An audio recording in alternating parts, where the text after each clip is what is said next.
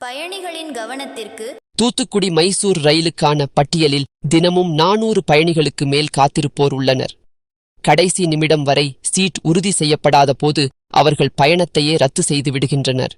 இதனால் மதுரை பெங்களூரு வந்தே பாரத் ரயிலை இயக்கினால் தமிழகம் மற்றும் கர்நாடக ஊழியர்கள், வியாபாரிகள், தொழில் முனைவோர் அதிக பலனடைவர். இதையடுத்து மதுரை பெங்களூரு வந்தே பாரத் ரயில் திண்டுக்கல், திருச்சி, கரூர், நாமக்கல், சேலம் வழியாக இயக்கப்படும் என தெற்கு ரயில்வே வாரியம் அறிவித்தது. இந்த ரயில் திருச்சி சுற்றிச் செல்வதால் பயண நேரம் அதிகமானாலும் பயணிகள் பெரிதும் வரவேற்றனர். இது தவிர இந்த ரயில் முக்கிய தொழில் நகரான ஓசூரில் நின்று செல்லாது என்ற தகவலும் ஏமாற்றத்தை ஏற்படுத்தியுள்ளது.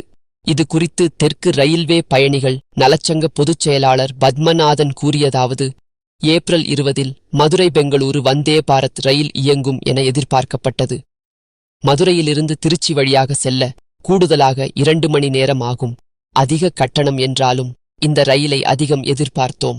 ஆனால் தற்போது ஒத்திவைக்கப்பட்டுள்ளது. இந்த ரயிலை வாரத்தில் 3 நாட்கள் திண்டுக்கல், கரூர், நாமக்கல் வழியாகவும் அடுத்த 3 நாட்கள் திண்டுக்கல், திருச்சி, கரூர் வழியாக இயக்கவும் ஓசூரில் நின்று செல்லவும் பரிந்துரை செய்துள்ளோம். விரைவில் இது குறித்து தகவல் வரும் என எதிர்பார்க்கிறோம் என்றார். மதுரை பெங்களூரு வந்தே பாரத் ரயிலை இயக்கினால் தமிழக, கர்நாடக ஊழியர்கள், வியாபாரிகள், தொழில் முனைவோர் அதிக பலன் அடைவர்.